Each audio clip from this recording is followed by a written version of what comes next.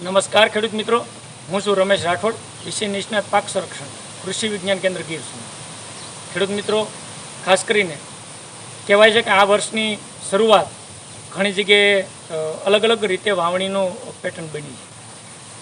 લગભગ જૂન મહિનાની શરૂઆતથી લઈ અને જૂનનો એન્ડ થઈ ગયો, તો ઘણી જગ્યાએ મગફળીનો પીરિયડ જે છે એ ખાસ કરીને 25 દિવસનો છે, ઘણી જગ્યાએ હજી વાવેતર બાકી છે, ઘણી જગ્યાએ 10 દિવસની મગફળી થઈ છે, જે લોકોએ ખૂબ આગોતરું વાવેતર કર્યું છે એને લગભગ 45 દિવસની મગફળી થઈ।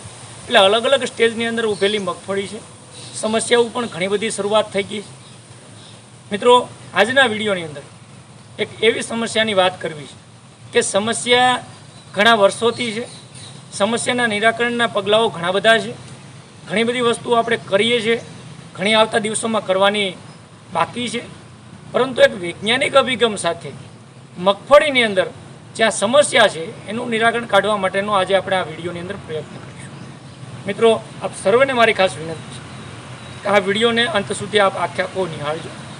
આની અંદર ટેકનિકલી જે વાતો છે, આપણી કૃષિ યુનિવર્સિટીઓ દ્વારા ભલામણ કરેલી જે મહત્ત્વની વાતો ખેડૂતો માટેની છે, એ વાતો આપણે સવિસ્તારથી કરવાનો પ્રયત્ન કરીશું। મિત્રો, વિડીયોની શરૂઆત કરીએ પહેલાં ખાસ આપ સર્વને વિનંતી છે કે જે મિત્રોએ મારી આ કૃષિ માહિતી રમેશ રાઠોડ નામની યુટ્યુબ ચેનલ હજી સબસ્ક્રાઈબ ન કરી હોય તો સબસ્ક્રાઈબ કરી લેજો।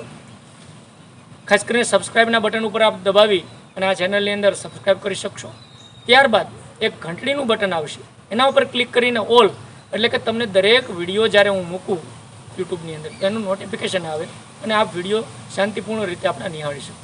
આપણે આ ચેનલના માધ્યમથી મિત્રો ટ્રાય એવી કરવાનો પ્રયત્ન કરી રહ્યા છીએ, આવતા દિવસોની અંદર ખેડૂતો ટેકનિકલી રીતે જે પણ મુદ્દાઓ છે એ સમજતા થાય અને માર્કેટની અંદર માગતા થાય। મારો પ્રયાસ એવો છે કે કોઈ પણ દવા લેવા જઈએ તો બ્રાન્ડ કરતાં એના ટેકનિકલ નામ જો બોલીએ, જે પણ સમસ્યાઓ છે એના નિરાકરણના જે પગલાઓ છે એ પગલાઓના અગાઉથી અગમચેતી રૂપે આપણે જાણકારી હોય અને એ પ્રમાણે જો આપણે ખેતરની અંદર એની અમલવારી કરીશું તો ચોક્કસથી ખેતીની ખર્ચ ઘટશે અને ખેતીને આધુનિક બનાવી અને ખેતીની અંદર ઉપજ પણ વધારી શકશે। આજના વિડીયોની અંદર મિત્રો વાત કરવી છે કે મગફળીની અંદર આવતો એક ખૂબ અગત્યનો રોગ, કે જે રોગની તીવ્રતા જો વધુ હોય, મને ઘણી જગ્યાએથી છેલ્લા 4-5 દિવસથી ખેડૂત મિત્રોના મેસેજ, ફોન, વોટ્સએપ, ફોટા હું જોઈ રહ્યો છું કે જ્યાં જ્યાં વરસાદ વરાપી ગયો છે અથવા વરસાદ ધીમો પડ્યો, વરસાદ રહી ગયો અને ત્યારબાદના 1-2 દિવસની અંદર વરાપની અંદર કાળી ફૂગ, જેને ખેડૂત મિત્રો તળકીડીના નામે ઓળખે, અંગ્રેજી ભાષામાં જેને કોલર રોટ કહેવામાં આવે, તો આ ઉકસુકનો રોગ, તળકીડીનો રોગ, સુકારાનો રોગ, કાળી ફૂગનો રોગ, કોલર રોટનો રોગ એણે માજા મૂકી છે અને ધીમે ધીમે ધીમે ઘણા બધા મિત્રોના ફોન હતા, 30% નુકસાન, 25%, 40%। તો મિત્રો, હું દર વખતે વાત કરું છું અને આજે પણ તમને ફરી એકવાર રિપીટ કરું કે આના માટે પાયાથી પગલાં ભરવા ખૂબ જરૂરી છે। ઘણા મિત્રો એને જ્યારે તમે આના નિરાકરણની વાત કરો તો દવાનો ભલામણ કરી દેવામાં આવે કે આ દવાનો છંટકાવ કરો, રિઝલ્ટ મળી જાય। ઘણા ખેડૂત મિત્રોએ એમના અનુભવ મને વર્ણવ્યા, કેટલા પ્રકારના 2-3 પ્રકારના ટેકનિકલો, ફૂગનાશકો, જમીનમાં ડ્રેન્ચિંગ બધું જ કરવા છતાં નિરાકરણ નથી મળ્યા। એની પાછળના ઘણા બધા કારણો જોવા મળે છે, જ્યાં આ જમીનજન્ય અને બીજજન્ય ફૂગ છે। તો ખાસ કરીને આ ફૂગ ફેલાવાનું, જેને આપણે કોલર રોટ કહીએ છીએ, એ ફૂગ એસ્પરજીલસ નાઇઝર નામની ફૂગથી ફેલાય। આ એક ટેકનિકલ વર્ડ છે, પરંતુ ચોક્કસથી આપણે એવું માની શકીએ કે આના માટે બીજજન્ય અને જમીનજન્ય જ્યારે ફૂગનું વર્ગીકરણ થતું હોય તો બીજજન્ય માટે આપણે બીજને માવજત, સીડ ટ્રીટમેન્ટ અને એના માટેનો પણ વિડીયો મેં મારી યુટ્યુબ ચેનલની અંદર મૂક્યો હતો કે દર વખતે ઇસ્યુ એવો થાય છે કે બીજ માવજતની જે પદ્ધતિ છે, ક્યારે આપવો, કઈ દવાનો આપવો અને કેટલું પ્રમાણ રાખીને આપવો, આ 3 મુદ્દા ઉપર આપણે ઘણી વખત હાથ ભૂલી જઈએ છીએ અને ખેડૂત મિત્રો જાણતા અજાણતા એનું નુકસાનનું ખૂબ મોટું નુકસાન, મોંઘા ભાવનું બિયારણ અને ઉત્પાદન ઉપરની અસર આપણે ભોગવીએ છીએ। હું વારંવાર કહું છું કે બીજ માવજત હંમેશા 12 થી 15 કલાક પહેલાં પાવડર ફોર્મવાળી જે દવાઓ છે, આપણે જેની દવાઓની ભલામણ કરી છે, શરૂઆતથી આપણે ઘણી દવાઓ ભલામણ કરતા કાર્બેન્ડાઝિમ પ્લસ મેન્કોજેબમાંના કોમ્બિનેશનવાળી દવા હોય, સિંગલ કાર્બેન્ડાઝિમ નામની ફૂગનાશક દવા હોય, નવા ટેકનિકલોની અંદર કાર્બોક્સિન પ્લસ થાયરમના કોમ્બિનેશનવાળી દવાઓ હોય। આ બધી દવાઓના જે પટ છે એ પાવડર ફોર્મવાળી દવાઓના હંમેશા 12 થી 15 કલાક પહેલાં કોરા દાણામાં આપવાનો છે। એનું જે પ્રમાણ છે, કોઈ દવાના 2 ગ્રામની ભલામણ, કોઈની 2.5 ગ્રામની, કોઈની 3 ગ્રામની। મને લાગે કે અત્યારે વાત લાગુ નથી પડતી, પણ વાત યાદ એટલા માટે કરાવું કે આવતા દિવસોમાં ફરી પાછી આ જ્યારે રિપીટ થાય તો તો એના માટે ચોક્કસ યાદ રાખજો. એને જો પટ આપીને તમે બીજજન્ય જે ફૂગ છે, બીજના જે ફૂગના જીવાણુઓ છે, માઇક્રો ઓર્ગેનિઝમ છે, એને સૂક્ષ્મ જીવાણુના સ્વરૂપે આપણે નરી આંખે દેખાતા નથી, એના ઉપર જ્યારે ફૂગનાશક દવાનું પટ એના ઉપર કવર રહે અને 12-15 કલાક પહેલાંનો ટાઈમ આપણે આપશું તો એ બીજજન્ય જે ફૂગ છે, જે 30-35% ફેલાવામાં ભાગ ભજવે છે, એનું આપણે નિરાકરણ કરી શકશું. ને એના માટેનો એક જ ઇલાજ છે બીજ માવજત. બીજી વાત મહત્ત્વની એ છે, મોટાભાગના ખેડૂતોને જેને સમસ્યા આવી છે એ થોડુંક આપણે એનાલિસિસ અગાઉનું કરજો મગફળી વાવેતર પહેલાંનું. જ્યાં જ્યાં દેશી ખાતર વધારે પડતું અને એમાંય દેશી ખાતર સડ્યા વગરનું ગળતિયું, જેને આપણે કહીએ એવું ગળત્યા સિવાયનું જે દેશી ખાતર નાખવામાં આવે, આપણી જે ઉકળાની સિસ્ટમો છે એ ખાતર ભરી દેવામાં આવે, એ ખાતરની અંદર આ કાળી ફૂગ, જેને તળકીડીનો તમે રોગ કહો અથવા સુકારોનો રોગ કહો, એ ફેલાવાનું આ પાછળનું આ એક બીજું રીઝન છે. ત્રીજું રીઝન છે હવામાન, વાતાવરણ. મિત્રો આ આપણા હાથની વસ્તુ નથી, પરંતુ જ્યારે ખાસ કરીને ટેમ્પરેચરના હું તમને આંકડા કહું છું કે જ્યારે 31 થી 35 ડિગ્રી સેલ્સિયસ ટેમ્પરેચર વાતાવરણમાં થાય અને 16% આજુબાજુ ભેજનું પ્રમાણ હોય, અત્યારે જે વાદળછાયું વાતાવરણ છે, ભેજ 16% આજુબાજુ છે અને ટેમ્પરેચર દિવસનું જે ટેમ્પરેચર વધે છે, આ જે કોમ્બિનેશન થાય એટલે આ કાળી ફૂગના એસ્પરજીલસ નાઇજર નામની ફૂગના જીવાણુનો ફેલાવો ઝડપથી થાય અને એ આપણા પાકની અંદર નુકસાન થાય. બીજી ખેડૂત મિત્રો આપણા દ્વારા જે ભૂલ થાય છે એને સુધારવાની ખાસ જરૂર છે. મોટા ભાગે આપણે આંતરખેડ કરીએ છીએ, આપણી ભલામણ છે કે મગફળીની અંદર આંતરખેડ નિંદામણ નિયંત્રણ માટે કરવી જોઈએ, જમીન પોચી રહે, ભરભરી રહે, સોયા મૂકવાની અવસ્થામાં કરવી જોઈએ. પરંતુ જ્યારે આ ફૂગનો ડેવલપમેન્ટ વધારે હોય, તમને લાગે 10-15-20% છોડ સુકાય છે, ત્યારે જ્યારે આંતરખેડ કરવામાં આવે અને એની અંદરથી આ ફૂગને યોગ્ય હવામાન મળે, ઓક્સિજન મળે અને આ ફૂગનો ફેલાવો વધે, એટલે આંતરખેડનું પણ મિત્રો કાળજી અને ધ્યાન રાખવાની ખૂબ જરૂરી છે. બીજું મિત્રો, ખાસ કરીને આ ફૂગનો ફેલાવો હંમેશા વાવેતર કરી લીધા પછી 1.5 મહિના સુધી 45 દિવસ સુધી આ ફૂગની તીવ્રતા રહેતી હોય. ત્યારબાદ ધીમે ધીમે જ્યારે 45 દિવસ એકવાર છોડ આપણો મોટો થઈ જાય પછી આ એસ્પરેજિલસ નાઇજર નામની ફૂગના જીવાણુ આવવાની શક્યતાઓ ખૂબ ઘટી જતી હોય. ત્યારબાદ બીજી ફૂગના ડેવલપમેન્ટ થતા હોય. પરંતુ મેં કીધું એમ તાપમાન, ભેજ, વરસાદ આવે પછી વરસાદ લંબાય એટલે ઘણી વખત વાવણી ખૂબ સારી થાય, પછી 20-25 દિવસ સુધી વરસાદ જ ના આવે, એ સમયની અંદર આ ફૂગના જીવાણુ ખૂબ તીવ્રતાથી આગળ વધતા હોય અને આપણે ખૂબ ખાસ કરીને નુકસાન કરતા હોય. જ્યારે પણ એ છોડને ખેંચવામાં આવે, હું તમને આ ફોટોગ્રાફની અંદર ક્લિયર બતાવી રહ્યો છું કે મગફળીનો છોડ ખેંચો તો એના મૂળની આજુબાજુ કાળી ફૂગ અને હાથમાં ઘસવામાં આવે તો બજર જેવો આપણને કલર લાગે. કાળી ફૂગના જીવાણુઓ ડેવલપ થાય અને મૂળ જ્યારે ચીરવામાં આવે તો એની અંદરથી પણ કાળી ફૂગના જીવાણુઓ નીકળે. આ ફોટોની અંદર ક્લિયર જે જોઈ રહ્યા છો, આ ફૂગનું ડેવલપમેન્ટ વધારે થાય અને સીધી જ છોડના એના છોડ સુકાવાનો, લંગાઈ ધીમે ધીમે છોડ સુકાઈ જાય એટલે એની સીધી અસર આપણા ઉત્પાદન ઉપર. તો મિત્રો, આ જે રોગની ઓળખની મેં તમને વાત કરી, ખાસ કરીને રોગને પહેલાં ઓળખવો ખૂબ જરૂરી છે. આપ છોડ ખેંચીને એનો અવલોકન કરીને ત્યારબાદ જ નિયંત્રણના પગલાં ભરવાની વાત કરો. ઘણી વખત આપણે ઉપરથી જોવાથી છોડ લંઘાવાના ઘણા બધા કારણો હોઈ શકે. મૂંડાનું નીચે નુકસાન હોય તો પણ છોડ લંઘાય. ઘણા વિસ્તારોની અંદર ખાસ કરીને ફૂગના નુકસાનને લીધે પણ સુકાય.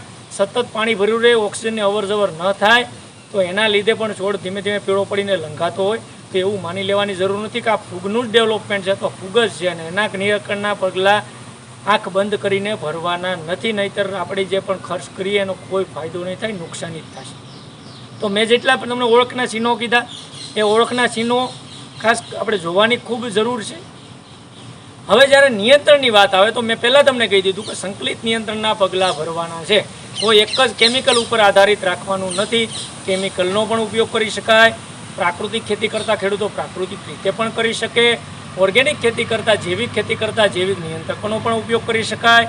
બિયારણને બીજ માવજતથી લઈ અને તમામ ટ્રીટમેન્ટો વારાફરતી આપણે મિત્રો આપવાની છે. બીજું એક ખાસ ધ્યાન એ પણ રાખવાનું છે કે પાક ફેરબદલી. મગફળીની અંદર છેલ્લા 5 વર્ષના તમારા અનુભવ હોય, તમે સતત મગફળી વાવતા હોય અને મગફળીની અંદર આ દર વર્ષે સમસ્યા આવતી હોય તો હવે સમય આવી ગયો છે કે આવતા દિવસોમાં આપણે એ પડું બદલાવી નાખીએ. આપણે કહીએ છીએ ને ઘણી વખત કે બિયારણ બદલાવીએ અથવા પડું ખેતર ચેન્જ કરીએ તો આપણે પાસે જમીન જ ટૂંકી હોય તો એના માટે પાક ચેન્જ કરવો પણ ખૂબ જરૂરી બની જાય. અને મિત્રો, એના માટેની આપણી ભલામણ છે કે આના પછી જ્યારે મગફળી પીછે તમે ઘઉંનું વાવેતર અથવા ચણાનું વાવેતર કરશો, એ પાકની ફેરબદલી કરશો અથવા સતત મગફળી વવાતી હોય તો એની અંદર કપાસ, એરંડા, તુવેર કે અન્ય કોઈ પણ પાક તો પણ આ ફૂગનું જીવનચક્રને આપણે બ્રેક કરી શકશું અને આપણે ફાયદો ખાસ કરીને થશે. બીજી મેં વાત કરી એમ બીજ માવજત વાવેતર જે ઊંડું થાય છે, ખાસ કરીને મિત્રો ઘણી વખત ખૂબ ઊંડું વાવેતર આ ફૂગના ડેવલપમેન્ટ માટે, આ ફૂગનું નુકસાન માટેનું કારણભૂત બનતું હોય તો 2 ઇંચથી વધારે ઊંડું વાવેતર કરવું જોઈએ નહીં. વાવેતર થઈ ગયું હોય તો આવતા દિવસોમાં કાળજી લેજો, બાકી હોય તો અત્યારે આ મુદ્દાને આપણે ધ્યાને લઈ શકીએ. અને જૈવિક નિયંત્રકની અંદર આના માટે 2 જૈવિક નિયંત્રકો ખૂબ સારા, અને જે આપણા 2 જમીનજન્ય રોગો, કાળી ફૂગનો રોગ અને સફેદ ફૂગનો રોગ, થડના સડાનો રોગ અને ખાસ કરીને ઉગસૂકના રોગ, એના માટે કામ કરે એવી આ જે જૈવિક ફૂગની હું વાત કરવાનું છે એ છે ટ્રાઇકોડર્મા સ્પીસીસ, ટ્રાઇકોડર્મા હાર્જેનિયમ અથવા ટ્રાઇકોડર્મા વિરિડી. મિત્રો બજારની અંદર પ્રાઇવેટ કંપનીઓની પણ સારી કંપનીને આપણે વાપરી શકો, આપણી કૃષિ યુનિવર્સિટીઓ બનાવતી તો એના પણ આપણે ટ્રાઇકોડર્મા જે સ્પીસીસ છે એનો ઉપયોગ કરી શકીએ. પણ હજી હું વારંવાર કહું છું કે કોઈ પણ વસ્તુ ખરીદીએ એને કેમ વાપરવી અને ક્યારે વાપરવી જો એ નહીં સમજીએ તો કોઈ દિવસ કોઈ વસ્તુના પરિણામો આપણને ધારા પ્રમાણે મળશે નહીં. ઉત્પાદન કેવું છે, કઈ વસ્તુનો ઉપયોગ લઈ આવ્યા છીએ એ મહત્ત્વ કરતાં વાપરવું ક્યારે અને કેમ વાપરવું એ ખૂબ જરૂરી છે. તો ટ્રાઇકોડર્મા હાર્જેનિયમ અથવા ટ્રાઇકોડર્મા વિરિડી આપણે ખાસ કરીને, હું તમને એકરની વાત કરું તો એકરની અંદર 2 કિલો ટ્રાઇકોડર્મા હાર્જેનિયમ અથવા વિરિડી લેવાનું છે. એની સાથે 100 થી 150 કિલો એરંડીનો ખોળ મિક્સ કરવાનો છે. આ 1 એકર 40 ગુઠાની વાત થાય તો ખાસ કરીને 150 કિલો એટલે 3 બાજકા એરંડીનો ખોળ, 2 કિલો ટ્રાઇકોડર્મા, એને મિક્સ કરી અને ખાસ કરીને સાંજના સમયે જમીનમાં જ્યારે પૂરતો ભેજ હોય ત્યારે સાસની બાજુમાં આપી દેવાનું છે. અને જો કોઈ ખેડૂત મિત્રોને આને મલ્ટીપ્લાય ટ્રાઇકોડર્મા કરવું હોય તો ટ્રાઇકોડર્માને છાણિયા ખાતર સાથે, અળસિયાના ખાતર સાથે રાખી એની ઉપર સતત 1-2 દિવસે આપણે સારો ભેજ આપતા રહીએ. એને આની સાથે જે મેં કીધું 1 કિલો ટ્રાઇકોડર્મા અને 30-40 કિલો તમારું એરંડીનો ખોળ અથવા છાણિયું ખાતર કે વર્મી કમ્પોસ્ટ હોય એની સાથે મિક્સ કરી અને એને ઉપર આપણે છાંયડામાં રાખી ઢાંકી અને ભેજ આપ્યા કરીને અઠવાડિયું ગયા પછી એની ઉપર ફૂગ ડેવલપ થશે. એને ફરી પાછું આપણે ખાપી અથવા મિક્સ કરી અને મગફળીની અંદર તમે આપી શકો. જે ખેડૂત મિત્રોને આ પદ્ધતિ કરવી પણ યોગ્ય છે. પરંતુ હવે ક્યારે આપવાનું છે કે મગફળીમાં ખાસ કરીને 0 દિવસથી લઈ અને 35, 40, 45 દિવસ સુધી આપી શકાય. 0 દિવસ એટલે તમે વાવેતર કોરડામાં પાઈને કરતા હોય તો એ સમયે પણ ટ્રાઇકોડર્મા નાખી શકાય. ઘણાની માન્યતા એવી છે કે ટ્રાઇકોડર્મા એ સમયે નાખી દઈએ તો ફાયદો નથી થતો, પરંતુ મિત્રો એને કોઈ રાસાયણિક પદ્ધતિઓ સાથે મિક્સ નથી કરવાનું. ટ્રાઇકોડર્મા સિંગલ તમે આ મેં પદ્ધતિ કીધી સાથે આપી શકો, પરંતુ આપણે યોગ્ય સમય ક્યારે મળે કે જ્યારે આપણી મગફળી ઉગી જાય, રાસાયણિક ખાતરો નાખ્યા હોય, પટ આપ્યા હોય, મગફળી 10, 15, 20 દિવસની થાય એ સમય આપણા માટે ખૂબ ઉત્તમ રહે. વાદળછાયું વાતાવરણ, ભેજનું પ્રમાણ, ત્યારે આપણે ટ્રાઇકોડર્મા 2 કિલો ટ્રાઇકોડર્મા 150 કિલો એરંડીના ખોળમાં મિક્સ કરી અને સારી રીતે છાશની અંદર આપી દઈશું. ખૂબ સારો ફાયદો આ ફૂગની સામે થશે. બીજી સ્પેસિફિક ખાસ કરીને વાત કરતા હોય જ્યારે પણ કલર રોગની, ખાલી ફૂગની, તો સુડોમોનાસ ફ્લોરોસન્સ આ એક પણ ટ્રાઇકોડર્મા જેવું જ જૈવિક ફૂગનાશક છે. તો ખાસ કરીને જ્યારે સુડોમોનાસની વાત કરતા હોય તો 1 કિલો સુડોમોનાસને 1 એકરની અંદર આપણે મિત્રો આપવાનું છે. એને પણ ખાસ કરીને મેં કીધું એમાં આ પદ્ધતિમાં મિક્સ કરી અને ઘણી વખત ખેડૂતો 2 ટ્રાઇકોડર્મા અને સુડોમોનાસ બંને મિક્સ કરીને પણ આપી શકે. એને જ્યારે આપવાનું છે તો તમે બંને વસ્તુ આપશો તો તમારી સફેદ ફૂગ અને કાળી ફૂગનું નિયંત્રણ ખૂબ સારી રીતે જૈવિક રીતે થશે. પરંતુ આને આપવું ખૂબ જરૂરી છે. જેટલું તમે અગાઉ આપો છો, 10, 12, 15 દિવસની મગફળીમાં આપો છો, એ તમને ખૂબ સારા પરિણામો તમારી મગફળી પાકે ત્યાં સુધી આવશે. પાછલી અવસ્થાએ ફરી પાછું 2-2.5 મહિને કોઈ આ સમસ્યા સફેદ ફૂગની આવે તો ફરી પાછું ટ્રાઇકોડર્માને આપણે ડ્રેન્ચિંગના સ્વરૂપમાં પણ મિત્રો આપી શકીએ. પરંતુ બીજી એક કાળજી એ પણ લેવાની છે, જ્યારે પણ આ જૈવિક ફૂગનાશકોને આપીએ છીએ ત્યારે જમીનમાં ભેજ સાંજના સમયે આપીએ. પછી જો ભેજ કદાચ વરસાદ ખેંચાય તો પિયતની સગવડ હોય તો પિયત પણ મગફળીમાં આપવું આવશ્યક છે. તો આ ફૂગનું ડેવલપમેન્ટ એટલું નહીં થાય, કારણ કે એને જેટલી ગરમી મળશે, જેટલું ટેમ્પરેચર હાઈ થશે એટલું એની અંદરથી ખાસ કરીને એને ફાયદો થશે ને નુકસાન કરશે. હવે મિત્રો આ બધી એક જૈવિક નિયંત્રકોની વાત હતી. હવે જે મિત્રોને ખાસ કરીને કેમિકલનો આનો ઇલાજ કરવો હોય તો આમ જોઈએ તો કેમિકલ કરતાંના જૈવિક નિયંત્રણની અંદર જ આપણે ફાયદાઓ સારા મળ્યા છે. કેમિકલમાં મેં તમને કીધું એમ એક સીડ ટ્રીટમેન્ટ એટલે બીજ માવજત છે. અને બીજું, જ્યારે પણ એવું લાગે કે અત્યારે નુકસાન વધારે છે, તાત્કાલિક અસરથી 20, 25 કે 35 દિવસની મગફળી થઈ ગઈ છે અને ડ્રેન્ચિંગ કરવું છે તો એના માટે કાર્બેન્ડાઝિમ પ્લસ મેન્કોજેબના મિશ્રણવાળી જે દવા છે બજારની અંદર પાવડર ફોર્મની અંદર મળતી આ દવા 1 પંપની અંદર 30 ગ્રામ ઓગાળી અને જો એનું નોઝલ છોડાવીને ડ્રેન્ચિંગ કરવામાં આવે તો ખૂબ સારા પરિણામો મળી શકે. બીજી એક મારી દ્રષ્ટિએ જે ખેડૂત મિત્રોને ખાસ કરીને છેલ્લા 2-3 વર્ષના અનુભવોના આધારે જે દવાનું રિઝલ્ટ મળ્યું છે એ ખાસ કરીને પ્રોપિકોનાઝોલ જે 25% EC બજારની અંદર મળે છે, એક પંપની અંદર 20 ml નાખીને જો એનો છંટકાવ કરવામાં આવે તો પણ ખાસ કરીને આ ફૂગની સામે સારા પરિણામો ખેડૂત મિત્રોના અનુભવ પ્રમાણે મળે છે. આપ પણ ટ્રાય કરી શકો, પરંતુ મારી આની અંદર સ્પષ્ટ ભલામણ એ છે કે એની અંદર ટ્રાઇકોડર્મા અને સુડોમોનાસ આ 2 જેવી ફૂગોનો ખૂબ સારી રીતે મલ્ટીપ્લાય કરીને ઉપયોગ કરશો, ખૂબ સારું ને સસ્તું નિયંત્રણ મળશે. જે બજારની કિંમતો પ્રમાણે આપણે 1 એકરની અંદર ઘટશું તો કદાચ એકરની અંદર 500 રૂપિયાના ખર્ચ સામે આપણું જે નુકસાન જો 8% કે 10% મગફળીના ઉત્પાદનની અંદર જે થતું છે એ બસ છે, તો તમે હવે વીઘા પ્રમાણે કે એકર પ્રમાણે એનો ખર્ચ કાઢી નાખશો તો પણ તમે એની અંદર ખૂબ સારા નફામાં અને જમીનની અંદર આ ફૂગને કાયમી નાબૂદ કરવા માટે સતત 2-3 વર્ષ સુધી આ પદ્ધતિ કરવાથી ખૂબ સારા પરિણામો મળશે. મિત્રો, મને લાગે કે આ સંપૂર્ણ જે માહિતી હતી મગફળીની અંદર આવતા ઉકસુકનો રોગ, કાળી ફૂગનો રોગ કહી શકાય, ઉકસુકનો રોગ કહેવાય, કોલરરોટનો રોગ કહેવાય અને તળકીડીના રોગના નામે આપણે મિત્રો ઓળખતા હોય, એ રોગની ઓળખની મેં વાત કરી, એનું આખું સંકલિત નિયંત્રણની વાત કરી. મને લાગે મિત્રો આ માહિતી તમારા માટે ખૂબ ઉપયોગી થશે અને મગફળી વાવતા દરેક ખેડૂત મિત્રોએ આ માહિતી એકવાર જોઈ અને તમને લાગે યોગ્ય તો એને અપનાવજો અને આપ આપના અપનાવ્યા પછીના પ્રતિભાવો પણ કોમેન્ટ બોક્સની અંદર લખજો. બીજા મિત્રોને પણ આની માહિતી મળશે. અમને પણ એવું થશે કે જે ખેડૂત મિત્રો વાપરે છે એના તમને કઈ રીતના આના પરિણામો સારા નબળા જે પણ પરિણામો મળે એ પણ આપણે આપણા અનુભવ વર્ણવી શકશો. તો આવતા દિવસોમાં આપણે સારી રીતે ખેતીની અંદર આ ટેકનોલોજીને આગળ લઈ જઈ શકશું. મિત્રો, આજના વિડીયોની અંદર આટલું જ. ફરી પાછા એક નવા વિષય સાથે, નવા ટેકનિકલ વિષય અને ખેતીની નવી માહિતી સાથે મળશું. જે મિત્રોએ હજી સુધી આ યુટ્યુબ ચેનલ સબસ્ક્રાઈબ ન કરી કરી લેજો. બીજા મિત્રોને આ વિડીયો વધુ શેર કરજો, આ વિડીયોને વધુ લાઇક કરજો, જેથી અમને પણ આપના પ્રતિભાવો મળે અને આગલા દિવસોમાં કેમ ખેતીની અંદર આપણે કઈ ટેકનોલોજી અને કઈ મુદ્દાઓને આગળ લઈ જઈ શકીએ એ પણ સજેશન મળે. આપનો ખૂબ ખૂબ આભાર. આપણે સંપૂર્ણ વિડીયો નિહાળો. ફરી એક પાછા નવા વિષય સાથે મળીશું. ત્યાં સુધી રજા આપજો. આભાર. ધન્યવાદ.